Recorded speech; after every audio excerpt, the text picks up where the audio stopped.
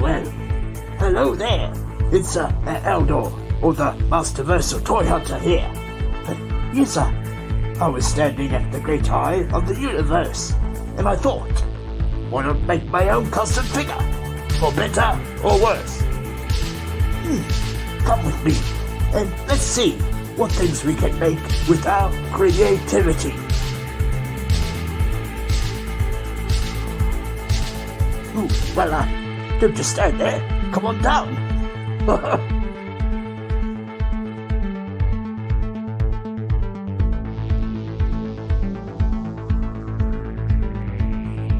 And so, with our tools and materials gathered, what figure shall we make with a little magic? Let's see. A bit of this. A bit of that. Look out, man. And maybe some kick. Oh dear. And I think some of this will do the trick. Yes, sir. So, no matter if it's night or day, come rain or shine.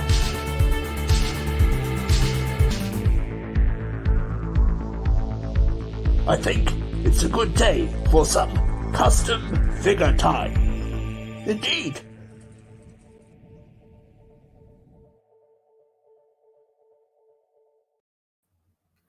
Hello there, everybody. It's Eldor, or the Masterversal-Toyhunter, and welcome all you fellow Eternians and YouTubers there.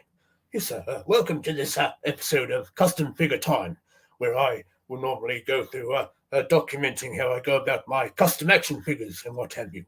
But yes, I thought I would do a live segment of that a new section there, and incorporate some other creatives there. And yes, last week I think it was, we had Mr. Wonderful Travis there talking about his Hexastack action figure display system that he's created there. And yes, he's well on board with the Kickstarter there to getting all that funded and on the go. And indeed, you'll be able to see him at PowerCon. He has a little booth set up. And so, yes, let's move on to say hello to the all in the chat there today. Hello there, everybody. And let's see who we have in there. So we have Cobweb Collector. Hello there, sir. My buddy's Customs, another customizer there, fellow artist, if you will. Hello there, sir. Good to have you in there. You have a giraffe there, and good evening there, sir. And Thanoscopter, he's on the ball tonight. Good to see. And yes, Alison Troy, greetings there. Good to see you again. And yes, so there's many forms of creativity there, from sculpture and pop and swap there, make your custom action figures, if you will, and so forth. And even the writing arts there, or the drawn arts for your comic books, or a bit of painting there, like Eldor Bob. We don't make mistakes, we make happy accidents, as he says. And yes, we've had many such artists out there in the world, and indeed in ages past there, and not too many of them get the credit or recognition that they deserve, of course. But I see things are changing there in the way of all that, and yes, more artists have been celebrated for their hard work on various different projects there, from I suppose novels and indeed the comic books and movies, all the writers in the movies and the TV shows and what have you. And yes, so tonight we have such a esteemed guest in the annals of art there, of writing. And so without further ado, I'd like to introduce you all to Joshua Sky there. He's a rather fantastic writer there, and he's been indeed hard at work at Mattel, producing all these fine stories that we've been reading of late in the new Origins mini comics there. So yes, I'll bring him in here right now, the little magic there. There we go. Good evening, sir. Evening. Thanks for having me. You're coming in loud and clear, so that's good. We're not having any hiccups so far. That's always good to know. Well, thanks so much for having me, and thanks for everyone else for joining. I don't know if I can see who's on or not, but on my side, I think I see them now. So just want to say hi to everyone. I actually recognize a lot of the names here, so I just want to say hi real quick. But thanks for so much for having me and for being here.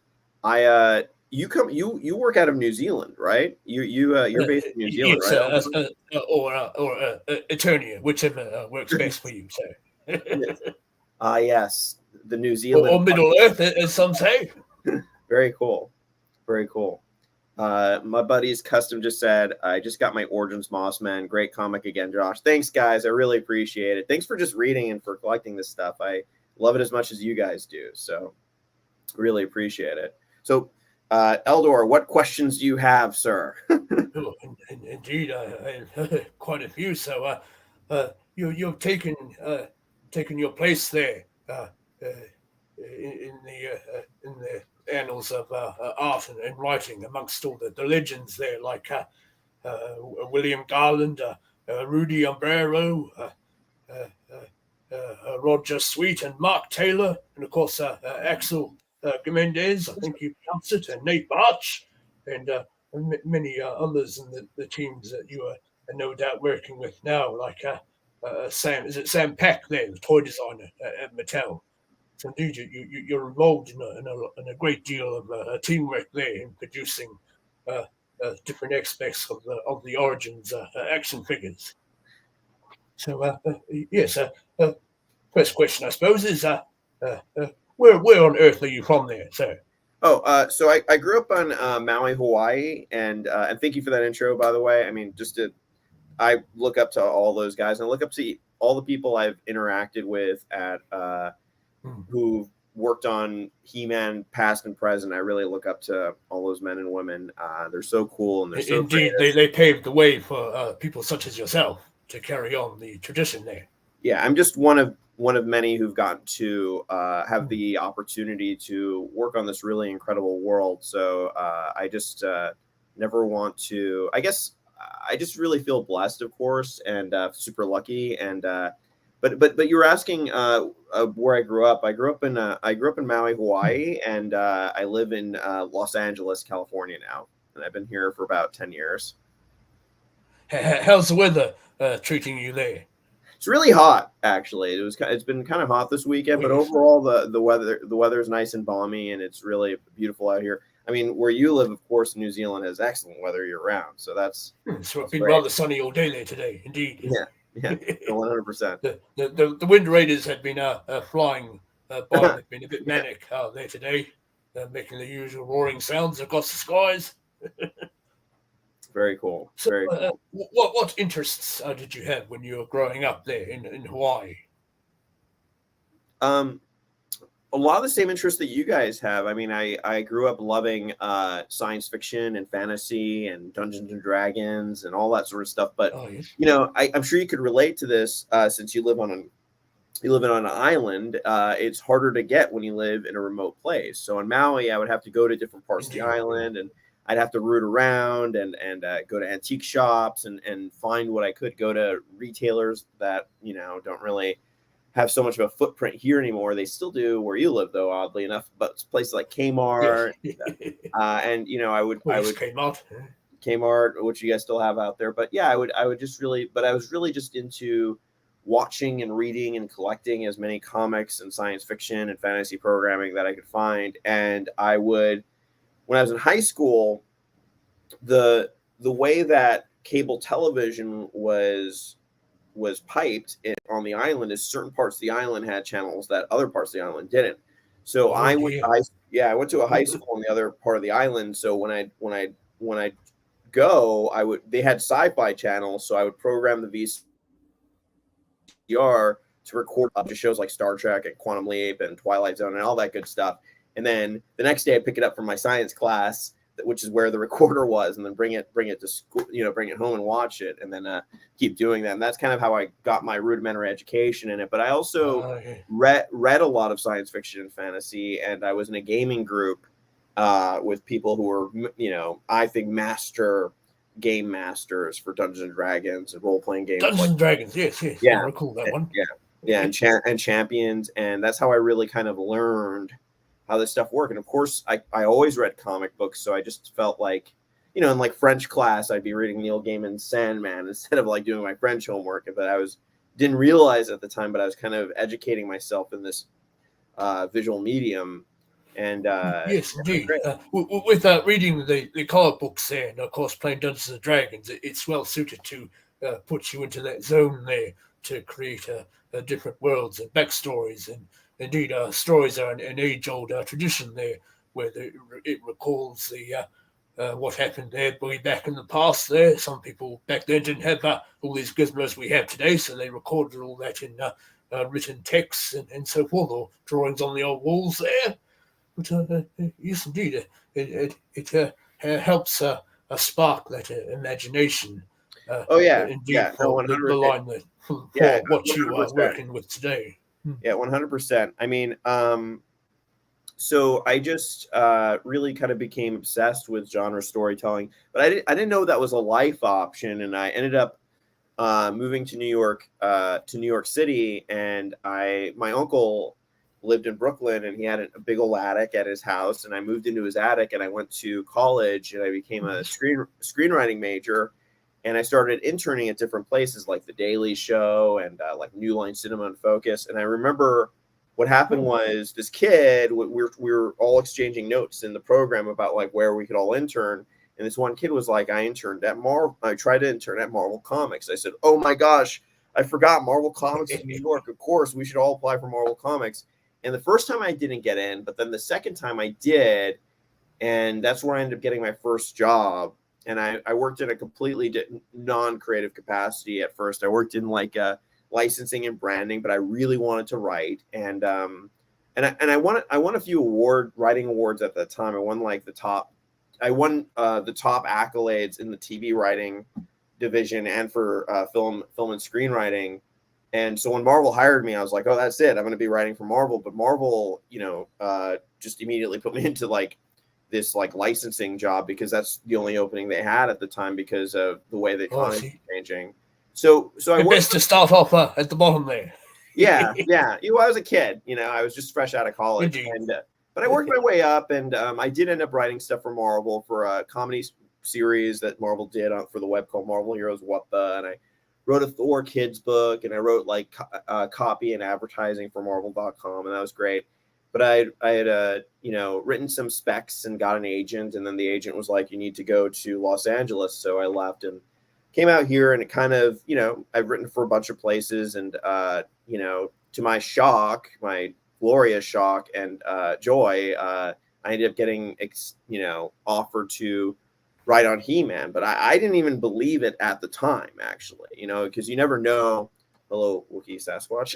I didn't know what was, in Hollywood, when you go for like a writing gig, you never know what's going to work out. So when they're like, do you want to write for He-Man? I said, yeah, sure. Of course, but before I knew it, they said, here you go. And I was on it. And, and I had mentioned this to you before, but, I was collecting Motu Origins before I ever knew I'd be invited to write on the line. So it was kind of this really surreal experience to be collecting a toy line and all of a sudden be working on it.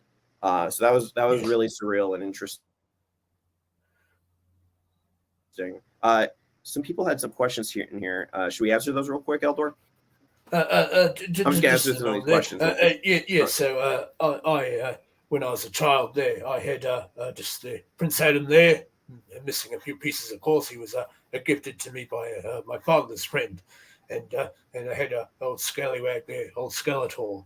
So those are really the only two vintage Masters of the Universe figures I had when I was a young lad. But that was going to be one of my next questions there. What toys did you have growing up there, sir? So my first, that's a great question. My first experience with Motu was my neighbor had a mosquito, right? Oh, And yes. I remember very vividly this kid grasping it in his hands and saying, "Check this out."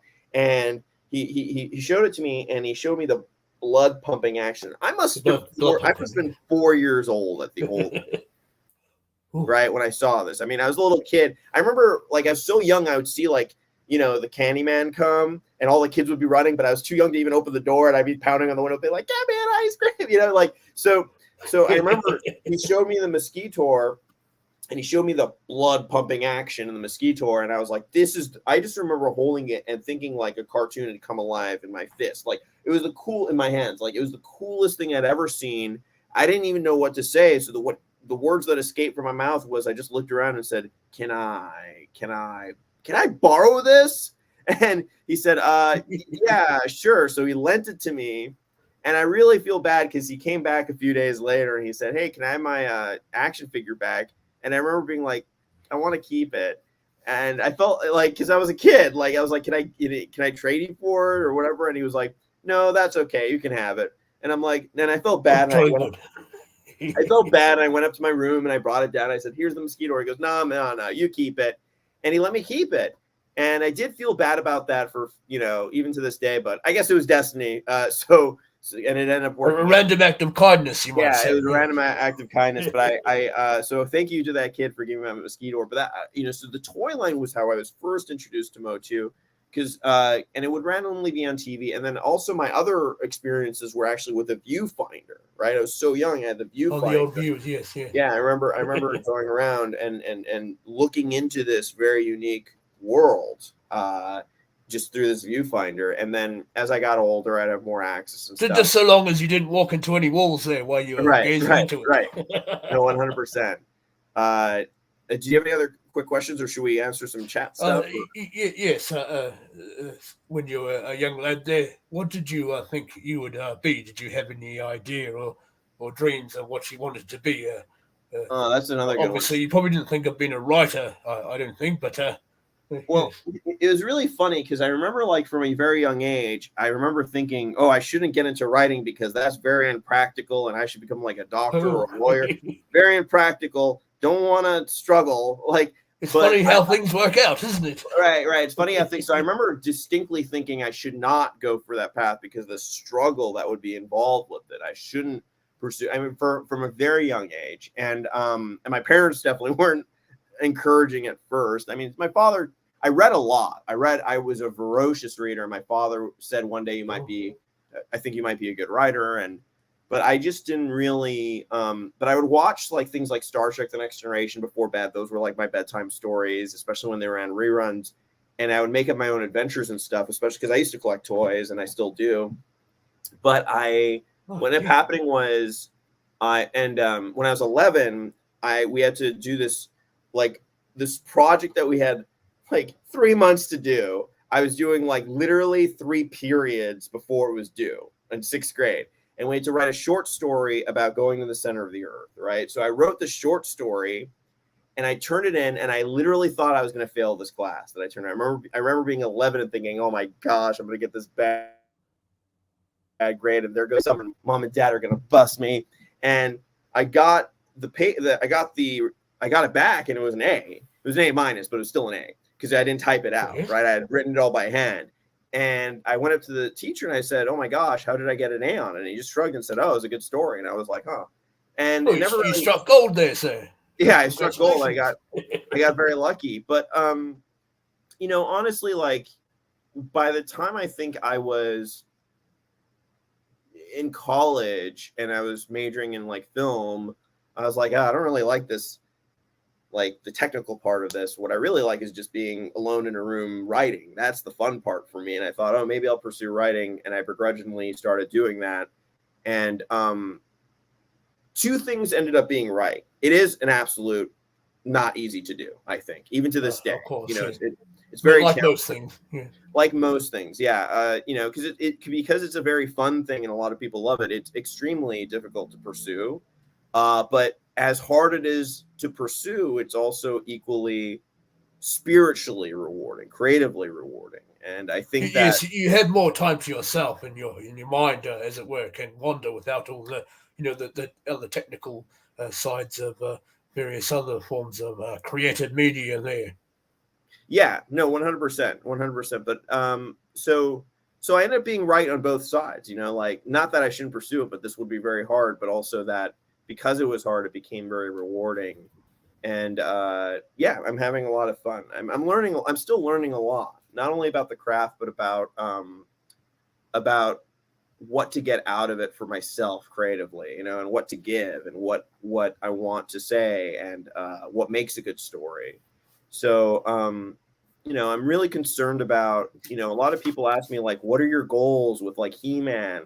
What's your, I don't have an agenda. I guess my only goal is to really tell a great story and to not screw up the gig, so, that's really, and I'm having a lot of fun, which is great. I guess that's the goal, is to have fun. So what writers inspired you there, sir? Oh my gosh, so many. I would say the writers who inspired me most are Isaac Asimov and Harlan Ellison and Octavia Butler and Neil Gaiman and Stan Lee and Rod Serling and Philip K. Dick. I could just keep going, but a lot of the major science. We all could, yes. Yeah. There's so many forefathers there that. Yeah, many of the forefathers. Yeah, many of the forefathers and foremothers I really look up to.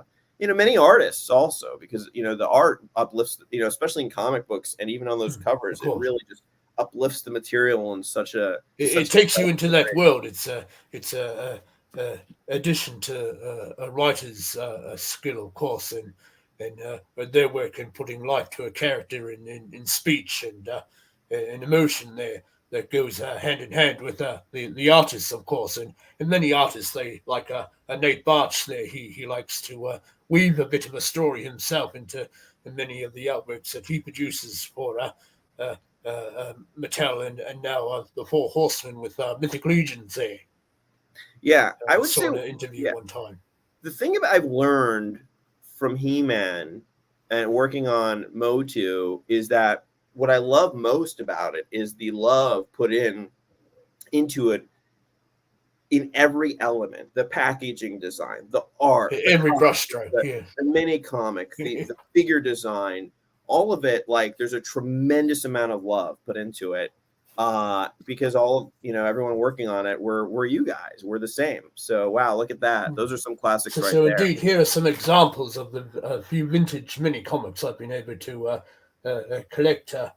Those are some classics. During the time, because indeed I did start collecting classics there around the time that came out. And of course, Pixel Dan, he was putting out his reviews there and so forth. So that sort of led me into collecting. But sadly, I had to sell my classics collection. But it was it was until Origins there that I when they came about, that I started collecting again. And of course, I began collecting the vintage figures there, trying to find what ones I could, and been able to get a few classics back there. One interesting one was, funny you should say, Mosquito. Mentioned Mosquito there beforehand.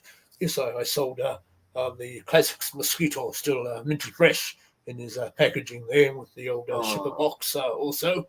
And about 7 years later, the fellow had him back up for sale again there around the time Origins was coming out. I think the second year there. And yes, sir. I thought. Elder, I gotta real quick. It's getting dark over here because of where I am at in my part. No problem there. But yes, I almost was able to buy that figure back, and then have one of those once in a lifetime collector tales, if you will.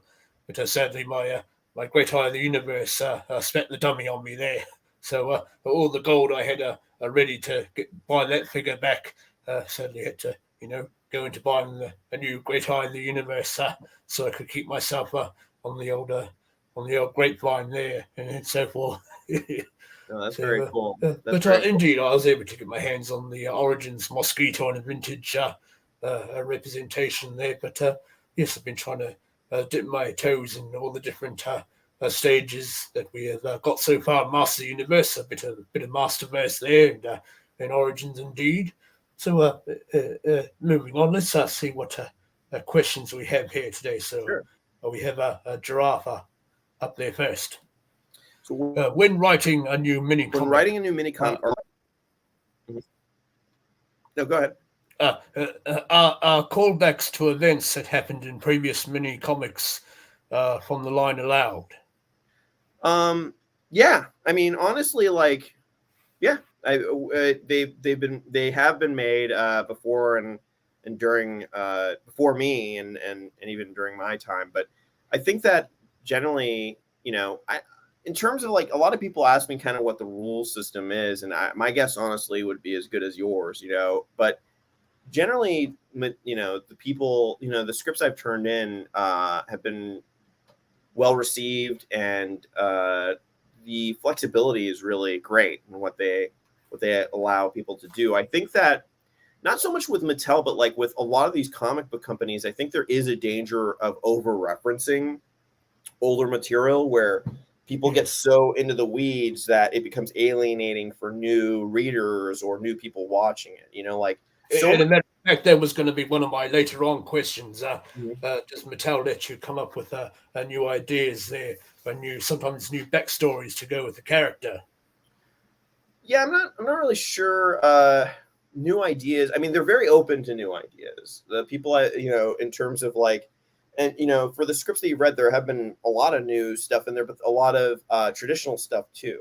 I think that like, for me, my goal as a writer is not so much to change everything up and make everything different and make it, you know, indistinguishable from Motu before. My goal is to really build upon, you know, Tim Seeley, who's written quite a bit for the Dark Horse Motu comics and is a big Motu fan himself, of course, and I really admire him. He's a great guy, and we've been friends for a while now.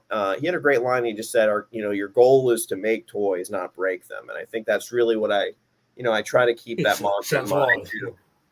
Yeah, but yeah, but as I was saying before, I think a danger for a lot of comic book companies and a lot of film companies even now, they go, okay, we're gonna be like Marvel and we're gonna build a universe, and I think that that's really cool. The issue is that, you know, you can really get lost in so many like background details that it can become alienating for viewership or readership, and then it can collapse in on itself. You know, it could muddy things up a little. In other words, it can muddy things up. So, like, really, my goal is to be very clear and to tell a great story, and if I can connect it in a way, great.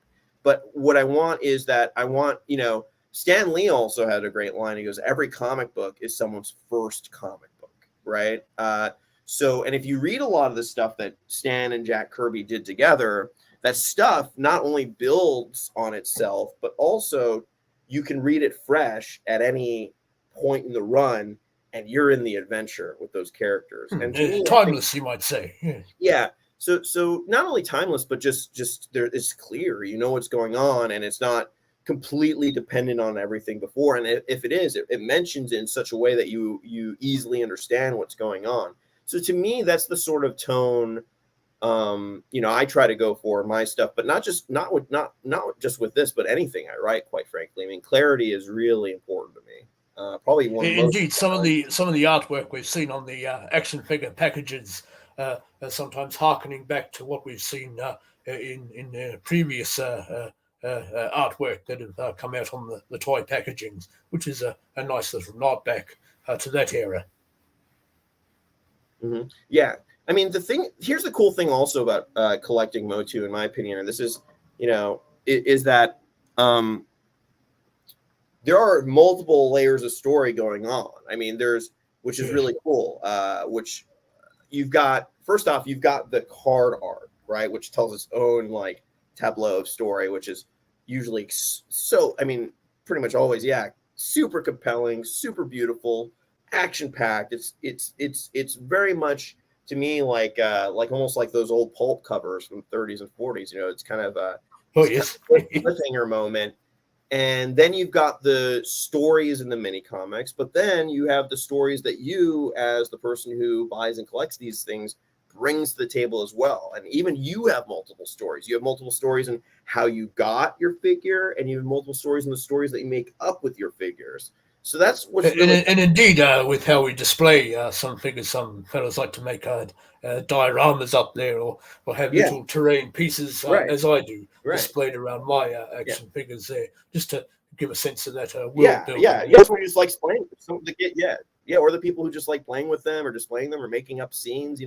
I'm a terrible diorama maker. Myself, I'm not much of a model maker, but I do have a lot of fun. Putting all that stuff together. So you create the world in your head, so to speak. Yeah. But it's just, I just feel like the way how colorful and optimistic these characters are, it's so inviting to do so. Getting a bit hot there. No worries. I was like, nice pair of headphones. Let's see what the other questions we have here. So this one from Ellison Troy. Yes, hello there. Hello, hi Eldor, hi Josh. Right. If you could add Princess of Power to Origins, would you draw more from Wave 1 mini comics or draw from Filmation? So, hey, Allison. Allison actually has commented on a lot of stuff before, so I just want to say hi and thank you for taking the time to. She's a rather good artist there too. Ask a question. Yeah, I think I've seen her work before too. So my hat is off to you.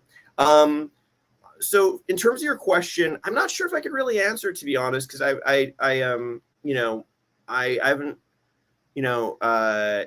in terms of what I can answer for your question is this. I think what you're really asking is like, where do I draw material from? Is it more from Filmation? Is it more from other mini comics or previous waves? And I would have to say that I try to draw from, the unique thing about Motu is that, and I just want to also preface that like anything I say about Motu is really just my point of view. Nobody else is, not the company, is not any other creatives, just me as a guy, right? But I would say that like, for me, what's really unique about Motu is that there's so many interpretations of Motu, and also for the same characters. I mean, you've got the Filmation series, the mini comics, the different toy lines. You've got the Mike Young animated series. You've got this new series right now. You've got comics out of Italy, comics out of Germany. You've got audio plays. And indeed, the audio titles that I believe a few countries do. Germany, for one. Right, 100%. I think so, Germany. With that, you get your different origins, stories right, that you can pick and choose from. 100%. So I feel like, so it's not even just the stories. I mean, each of those versions of media over time has had their own version, often of the same character or the same artifact or whatever. So what I try to do is to read as much as I can and watch as much as I can, and then distill what I think is the truest version, but the truest version for the mini comics. The mini comics are its own world to me too, and I really want to be true to what I'm building on. I want to pay respects to all those original creators that we're all, that we're going forward with. And I'm not the only person who's doing this. I'm just a guy, so I just don't want to, my goal isn't to like, my goal is just to really just be true to the source material or the spirit of it, so really it's just kind of an amalgamation of, or distillation of all the sources that I can draw from, and how to best use it for the story that we're trying to tell, And indeed, the mini comics came about there to aid the children with their play, so they could, I suppose, read the stories there and reenact them in the action figures, or take what they would like, take what they will from what they've read there, and create their own adventures and so forth. Yeah. But yeah, I just, I love all the interpretations of it. I mean, one thing that's really kind of fun to like check out is, I don't know if you've seen that Dark Horse compilation of all the mini comics, but I love reading the interviews because you see the attitudes about Motu change over time. Like a lot of the creatives were kind of unsure of what it was and if it was going to be a flash in the pan. And then by the time you get to like Tim Seeley and guys like me, and I'm just like, oh my gosh, I can't believe I'm working on this. Because when Motu first came out, it wasn't Motu, it was this very new thing.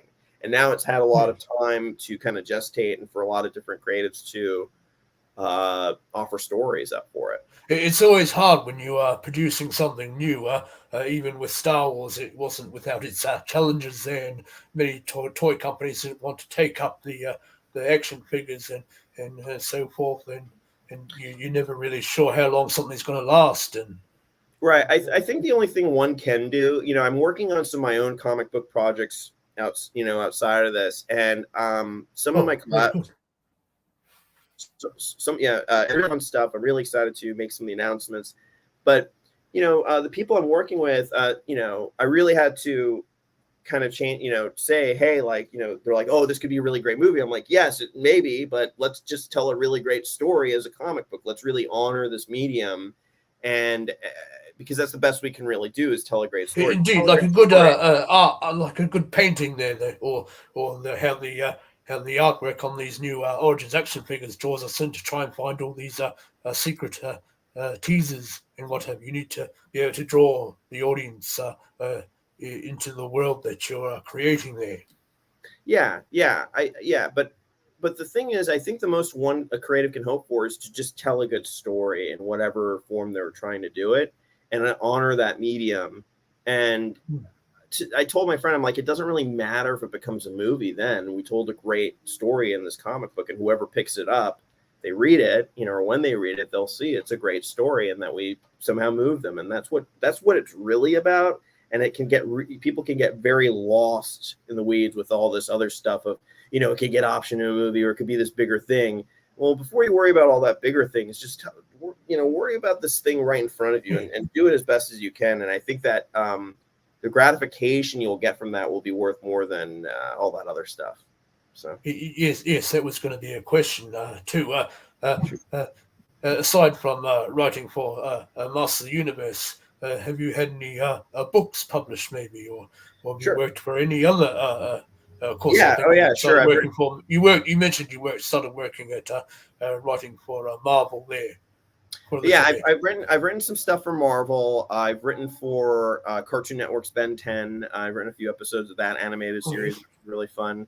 I've written for Heavy Metal Illustrated. I did quite a bit of writing for Heavy Metal and had a number of stories published. Were you writing all their songs there, all their screaming voices and so forth? No. It's for Heavy Metal. Not like Heavy Metal there. Yeah, it was the comic anthology, and for the website. But I'd written a number of stories for that venue, which was really fun, which was great. And I recently had a story published by Semel Media, a science fiction story called Dismantle. And I've got a bunch of comic book. I just released my one-shot Other Worlds, which is now available if anyone's interested in both PDF and physical form. It's really interesting, when I did this comic book. The physical comic, it's an oversized. I can show it to you later, but it's it's like about the size of a Heavy Metal, and I thought people would be more interested in getting the digital version because it's like way cheaper. But nobody's like most people want the signed physical, and even Marvel, even these big public in DC, these big comic book publishers, most of their sales is physical, far and above digital. I thought digital would have taken way more market share. Don't get me wrong. I like having physical comics, but I thought that's how things began. There, people had your physical comic books there to read from. And indeed, in our conversations beforehand, you expressed your interest in coming to one of our conventions here, and of course that is the Armageddon Expo, and that's owned by Bill there, and he's got his own number of comic series here. Here's a few here to name a few there. That's very cool. Let's see if I can. So yes, we have very cool one there, and we have Warden, and he has the Duncan. Very cool. Another title down there, but yes, this is of the Warden series. It's a rather interesting read there. I haven't been able to get many of the other copies there, but it's based around a superhero that is a bit more than meets the eye at first. I won't go into too many spoilers there. Of course, if you want to, if anybody here wants to try and find out the series for themselves, he has the site called Beyond Reality Media there, and you can also find him on Facebook. But yes, we do have a good number of talented writers and comic book artists here in Eternia there. And of course, Bill has his own team. Of course, he co-writes with a few other fellows, I believe. And of course, he has a team of comic book writers there also. That's so cool. I'm always very interested in. That's really cool. Do we just do a close up all of a sudden? That was an interesting effect. Oh, there we go. Shake the mind's eye about that. No worries. No, what I really love about traveling and doing conventions, and I'm kind of relatively new at it. I've done what I love about it though, or just at least traveling to different regions, is seeing the local comic book creator scene. You know, like Marvel and DC and all the big brands are really great. You know, I love that sort of stuff. But I also love, I think the most cutting edge stuff that is coming out must come out from the indie scene, because that's the scene that has the most, but also at the same time the least amount of restraints. You know, because I believe Bill, as I mentioned also beforehand, went to, I think it was Comic-Con. He took a few of his titles with him there. They had a bit of a booth set up, showing what he was all about. Indeed. That's so great. Is Bill here now? I don't know. He may be a bit busy there. I believe they have. He's organising one of the next Armageddon expos. Right. But, I shared him all the links there so he can watch about you at his leisure. Right. I was in New Zealand, and I didn't tell realize us about that. Yeah, no, I had the greatest time. I went earlier this year, and it was like driving through Middle Earth. It was incredible. I absolutely loved it, and we drove all up and down both the North and South Islands. But what I didn't realize was that on like my last day or two that this comic convention was happening. I ended up being on the other side of the country. Otherwise, I would have made an effort to go. So hopefully one day I can go, because I really love the country, honestly. It's utterly beautiful. Armageddon does travel about there to the different centres. So you have in Christchurch and in Tauranga and in Auckland there. And I didn't realize. So Armageddon. So the convention, it happens multiple times. So year round they have the show in multiple city centres there. I think it was Auckland that was going on at the same time. Yes, Auckland is their main biggest convention there. Draws in the bigger crowd, you might say. I've been to that one a good few times now. Very cool. Very cool. Should we answer more questions in the chat? Indeed. So thank you for that question there, Alison Troy. Thank you. Here we have our next question from My Buddy's Customs there.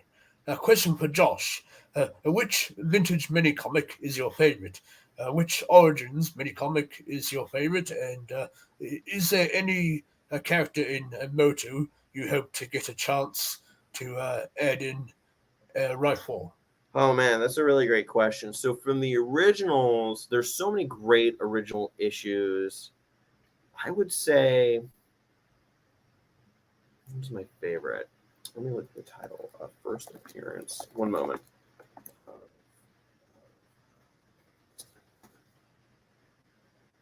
I don't know if I can name like my favorite original one. I kind of love them all. I do love the one that came with the Eternia playset, if I can remember it. Eternia playset mini comic. What was it? Said mini comic. What was that called? The Ultimate Battleground. That may be that's one of my favorites. Indeed, it was. That was a really great issue. Extendar's first appearance was really great. Gosh, so many different. I really love that original run of mini comics in general. I actually had lunch this past week with Larry Houston, who drew like 10 of them. He drew like 10 of them. Oh, yeah. And he had such an interesting story. You know what he told me? I said, "So why did you stop drawing the comics?" And he said, "Well, I got hired. He goes, by day, I was a storyboard artist for G.I. Joe, the animated series. And by night, I was drawing the mini comics." I'm like, oh my gosh, this guy was like creating how can you do that? Unforgettable, amazing stories all day, essentially, for two of the biggest properties ever. But then he told me that G.I. Joe bumped him up to director, to be a director on the animated series. So he didn't have any time, and that's why he stopped. But I really love Larry Houston's stuff. Michael Halperin's run, also his writing on Motu in the original Bible is really great. I just really have a profound respect for people who've worked on this before me. Larry Houston also, I just learned this, he directed the original G.I. Joe movie. So that guy is a straight up G. I mean, oh my gosh, he's had such an it sounds like he has the real passion and drive there. Yeah, he has a real passion and drive. I mean, he also works in a really great era, like the 80s and 90s for animation and comics, really incredible era. Yeah, so and I feel like there was a lot more work going on at the time. It's not nearly, the industry isn't nearly what it was now, what it is now. But indeed, some aspects of the 80s are still alive today. It's some people say it's a state of mind now. It is absolutely a state of mind. It's also, you have to be really a self-starter. You know, a lot of people tell me, like, you know, how do I write for these properties? And I said, that's not the right mindset. The right mindset is, how do I write a really great story that I care about? Because that's what's going to end up opening the doors. I mean, all the original stuff I did is what got me into Heavy Metal Illustrated and Ben 10 and Motu. But had I written specs, it would not have gotten me in, honestly. And I did write specs before. So, you know, it's the original work that makes a difference, that's going to get you onto that other stuff. And this other stuff is really fun, but the most spiritual rewarding is doing both, I think, if you can. You know, of course, we did have more than just the mini comics back in the 80s. We had the little golden books there. Oh yeah, there was an explosion of Motu content. You had the golden books, you had multiple regions doing stuff, you had audio cassettes and stuff like that. But you know, there's audio toothpaste as well. yeah, and toothpaste. You know, I wonder if it's still good. So the other question is, like, is there a character that I hope I get to write for? I would like to add in, I would love to write a Mosquito story one of these days. I know we already had a Mosquito figure, but my nostalgia for that character, since it was my first Motu figure, that would be really cool. But yeah, but I think all the characters are extremely compelling, and I've had a lot of fun writing on all of them, and the Sunman characters too. You know, one of my favorite stories has got to be gosh, there are a number of them, but I really had fun working on Duplico's story, and you know, for Sunman, that was really great. For Motu, like this latest release with Mossman was a really fun one.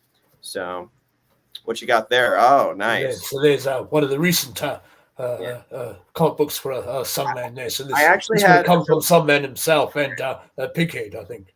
Right. I did not write that one. That was written by who I call the great Robert Rudman, who does also amazing copy for not only Master Universe, but for the wrestling figures. Robert is incredibly talented. And so there's a good team of writing. Right. I brought that to San Diego Comic-Con, and he signed my copy. So just like you guys. Jolly good thing. Yeah. So it's a good thing to have there when you can display your figures in these acrylic cases they have there now. You have the wee mini comic beside your figure there. And what have you. Indeed, as I see a few are doing with the vintage figures also. Yeah, no, 100%. Should we move on to the next question? Let's see who else we have. What else we got here? Got to catch up in the chat there, you might say. Let's see what this one is. Sasquatch. I love the mini comics. Do they go into any official order? It seems like most are standalone stories. I wish they were numbered. That's a really great question. I would say that I think for at least the originals, and again, I'm not saying this as anyone official, but just as a fan myself, I think most of the originals do stand alone unless they say that they don't.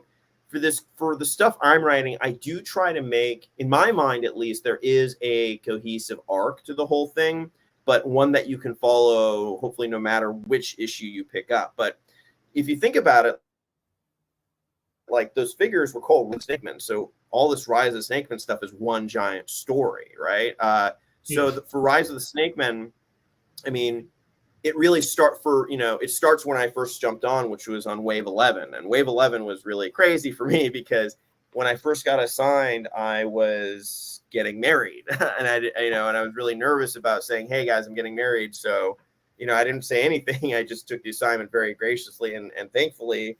and I was writing it in between wedding rehearsals and my honeymoon. But for that story, it starts off, and I hope I'm not giving any spoilers. So cover your ears if I am. But basically, the story starts off where He-Man has already been poisoned, and he's on the verge of death, and he was poisoned by the Snake Man, and he ends up running into Bolt. He ends up being told to find Bolt Man, who can help heal him, right, and Rise of the Snake Man. So from there, but if you read Heart of the Snake and Assassin's Aim, the assassin, it's not just He-Man who the Snake Men are trying to assassinate. It's also Skeletor. They want to take out Skeletor. Indeed, they want to create order. Each other's throats, you might say. Right. But what I find so compelling about writing the Snake Men, and they're really fun bad guys to write. They're really fun. They're very colorful. There's so many cool characters.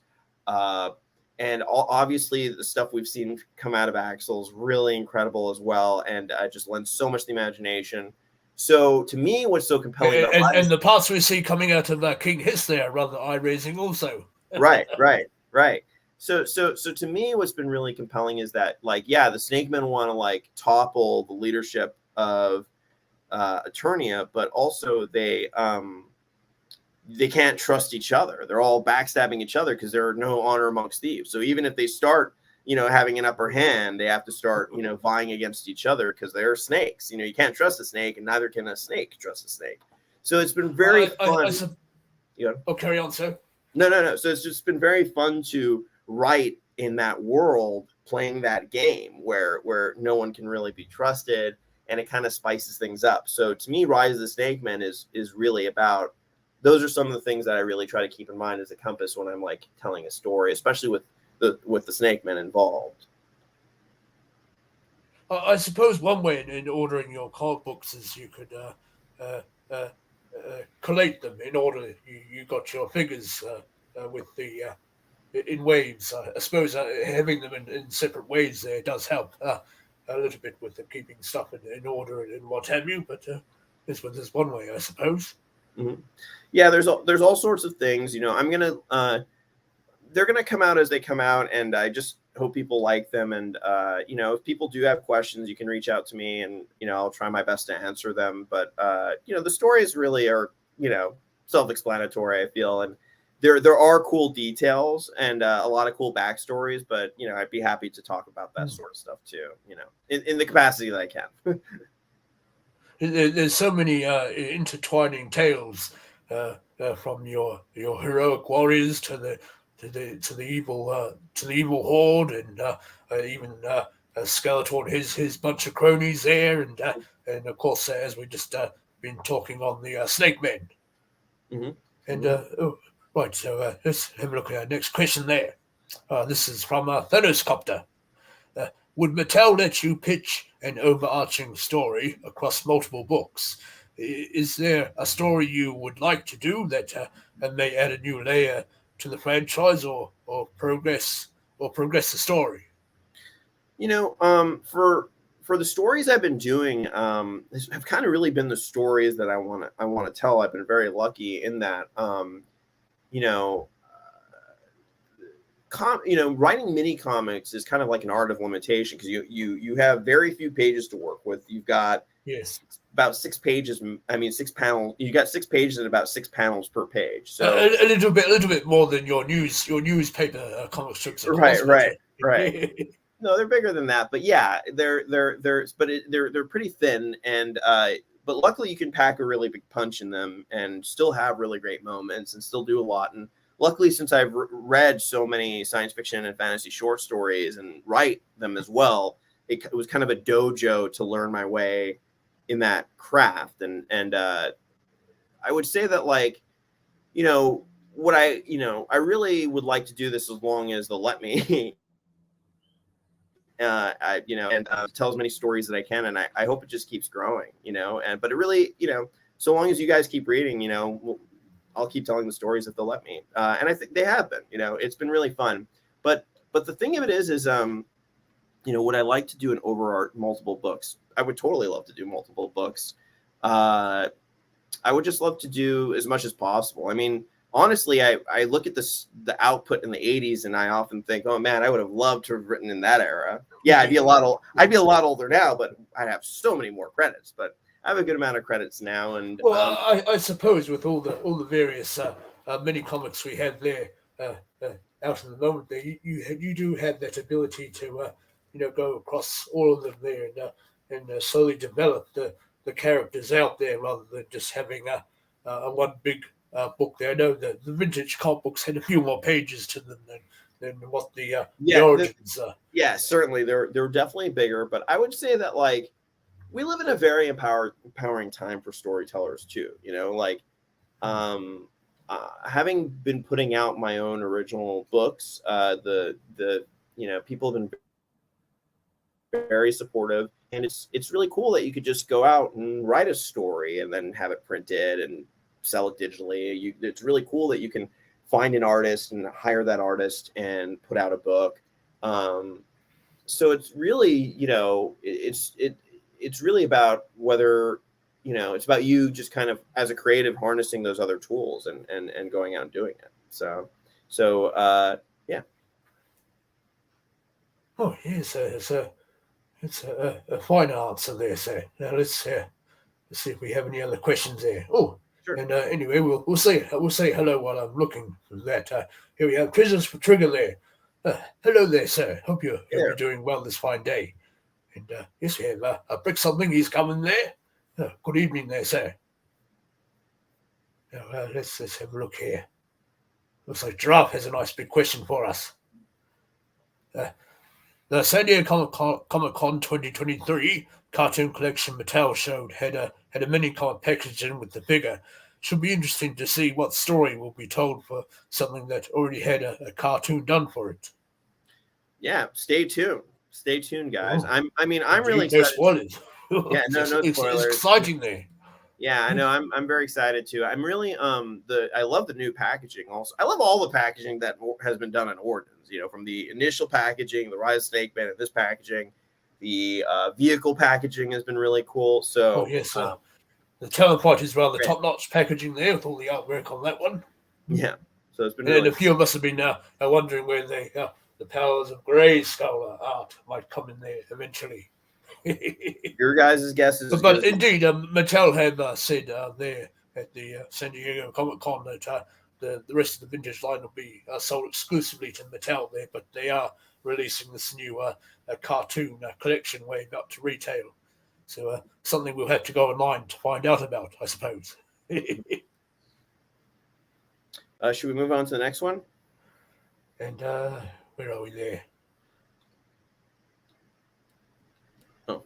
I think it was continuing the conversation there. Gotcha. So for a morality lesson at the end, yeah, I don't know. I'll tell you this much: all the stories I think that the writers try to put some sort of morality in there. So I think it's safe to say that hopefully that there probably will be of some sort. I don't like as someone who writes them, I always try to put a lesson of some sort into anything I write. I suppose they thought that the kids wouldn't see the story behind the scenes going there, all the explosions and He-Man swinging a sword in front of a dragon or what have you, and not at first pick up on the lessons there. So I suppose they included that little bit at the end there to tie the story up, so the kids had that a level of understanding also, and I think a few of us could dust off the old laser discs there and rewatch those little stories at the end. But here's a fine question there, Wookie Sssnakes. Great questions, guys. All right, here's the next one. Yes or no question for Josh. Are there any mini comics that you are working on that you can not tell us about because it's for an unannounced figure? But yes, I did tell Josh there. If he can't say anything, then we keep it hush hush indeed. Can't say guys, no comment, but just stay tuned. It's so funny. I just have to say on the record that like so many people ask me questions. They're like, "What's coming out?" And I'm like, "You guys often know better than I do, honestly." Like, yeah, sometimes working stuff in advance. But honestly, I get my news the same way you guys get your news. You know, there's a lot of stuff I still learn about what's being released, and yeah, honestly, you guys usually know more than me, quite frankly. I know that's hard. Sometimes we just have to wait there and let the suspense boil over there, you might say. For sure. All right, let's see what else we have here. Agree completely. I wonder how many of those models will be censored soon because they offend someone. Oh, I suppose that's possible. Teach their own. All right. Well, what else do we have here? Yes, give Josh a mosquito story, one with a sharing lesson. That would be cool. That would be cool. Thank you to his childhood friend. What else do we have there? Oh, carry on, sir. Speaking of Snake Man, one of the comics, this is from My Buddy Customs. You wrote there was a Snake Man He-Man or He-Man that was a snake-like person with a lizard mouth. That would be an epic 2-pack. That would be really cool. I would love to see that as well. I think it was, I don't know who it was. Was it you, My Buddy Customs? Some custom maker, very talented custom maker, actually made a snake Mecha-Neck who had appeared in the issue Poison from. Was it Kenzo there? No. It was Heart of the Snake. It was Heart of the Snake, and I thought that was so cool. There was in that issue, King Hiss mind controls.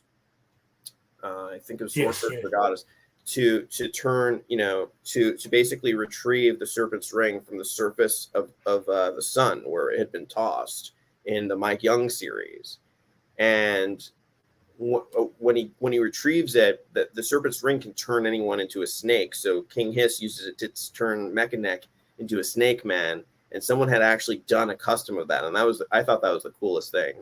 Yeah, it might have been Kenzo. I'm not sure. Kenzo is like flirting with the idea of doing a Cosmic He-Man custom, which I would love to see. That would be so cool. So I don't know if as indeed we see in the shown in the latest comic there for Fang-Or. Right. On the cover for Attorney Remastered in the background, you can see Cosmic He-Man on the cover. This is not anything not known. It's out there, and that character first appears. If you want to find his first appearance, you collectors, I'm a collector, and I still need to get this one myself. In the issue, I believe it was Viper's Vice, which comes with the with Snakeface and Dragon Blaster Skeletor. That mini comic has Cosmic He-Man's first appearance. Which yes, I've not got Snakeface out yet. He's still in the old pile of loop there. Yeah, I gotta order one myself. But what's really interesting is, someone was asking earlier, yeah, that all ties into like Motu lore, because in that story it references what's referenced is the cosmic crystal. Not this story, but in the Viper's Vice. I can't talk about the story. Of course. But in Viper's Vice, the cosmic crystal and the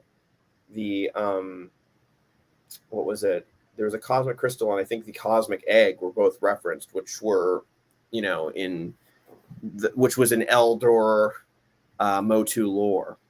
Yeah. So who's that fellow there? Yeah. I'm really excited for this one, guys. I mean, what was it? It's going to drop on August 8th. It's really cool. Yes, in a few days' time. So there'll be a few early birds catching the worm out of my parts here. Indeed. Yeah. But Eldor, I do got to start going pretty soon. So before I go, I did have a few things I want to talk about. But did you have any more questions? I'll just go through my old memoirs there. No worries.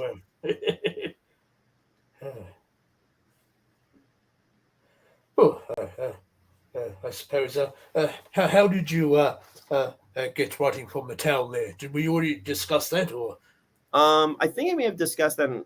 Yes, I think you said at the time you're collecting Origins, and then all of a sudden you're now working on the line. Sure, but just to give you the brief breakdown, essentially the way I got involved was, first off, I started collecting because the first time I saw Motu Origins figures was when my father, it was either he was dying or he had just died, and I was visiting my grandmother in Reno, Nevada, and I went to the toy aisle because I was trying to run away from my problems, quite frankly. And I ran into the shelves of the Origins figures, and I felt like I had stepped back into 1981. So that was really cool. That was really cool to see them, and also so I immediately bought them. And I was writing short stories for Heavy Metal Illustrated, and there's one short story that I wrote in particular called Basic. It wasn't an adventure story. It was a kind of a Black Mirror-ish or Twilight Zone story about a guy who's just trying to find a job in like an age of AI. And this was before ChatGPT or any of that stuff dropped. And it's a very moving story. And some people at Mattel had read it and they liked it. And at the time, I think they just had reached out and said, "Would you be interested in writing for He-Man?" I was like, "Yeah, sure." Me and every other collector under the sun. So they said, and I didn't think much of it because I not anything on them, but just also probably not to get my hopes up. And also I was on it and I really couldn't believe it. So it was just kind of a really amazing thing. But that story, if anyone's interested in reading that story, is available. I haven't really officially announced it, so I guess I'll announce it here. I've come out with a line of what I call bubble pulps, and they're collectible short stories. And I can send you images later. But they're collectible short stories in PDF or physical format. That if anyone orders the physical, I sign them. But they're shorts. They're basically short science fiction and fantasy stories that I've been writing in prose form. And then the other thing available right now is my oversized copy of Other Worlds, which is a science fiction anthology. So feel free to DM me if you guys are interested. I'm doing. Yes, I'll sort all that out with you after this, and we'll get all the links popped in this for sure. This video there for people to look up. Cool. But yeah, that's about it. I'm just really, I really appreciate you guys taking the time to hang out with me and Eldor here. And Eldor, thanks so much for having me on, man. Oh, it's been an honor, sir. And yes, how we've spoken about all the different medias there. We've had Masters of the Mini Comics. Oh, the great Master of the Mini Robert. Comics. Yes, he's been kind enough to grace us with his presence today. And he does the live storytellings of most of the mini comics and of the new stories also. And I've had my hand in voicing Zodak, the Cosmic Enforcer there. And, yeah, that's so cool. He's indeed pulled in from the community there to help him with his mission there. Robert's a really great guy, does really great work, and he's a good friend. So I'm always. I think he just dropped some sort of. No, he dropped a new episode of a series too. I think which was based on the Mossman mini comic. But him and his team always do a knockout job. So he's really great. But I just wanted to thank you guys all for your readership and support. And, I'm on Instagram, so feel free to follow me at Joshua Skywriter. And if you guys ever have questions or just if you read anything cool, if you find anything cool, I'm a collector just like you guys. So feel free to reach out. Okay. Indeed. And we'll let you get back to your adventures there. And indeed your what you have on there this evening. And, yes, I'd like to thank everybody that's coming to the chat today, and those of you that will no doubt catch up later on, because as with YouTube, there's streams crossing all over the show there. Indeed. Right. And so if you like this wee live there, feel free to hit the wee like there and tap the little notification bell there. Not too loud, mind you. You don't want to wake the baby there or the next door neighbors. Don't wake the baby, guys. Yeah. And, yes, and I think I have your Instagram link down in the description there, but indeed we'll update that with all these other interesting links that people can go to follow you and indeed read from your mini story, your micro stories there and so forth. And, thanks so much, guys. So without further ado, I'd like to say cheerio, everybody. Have a good night and good journey, everybody. Good journey, everyone. Good night. Thanks, Eldor. It's an honor. A pleasure, sir.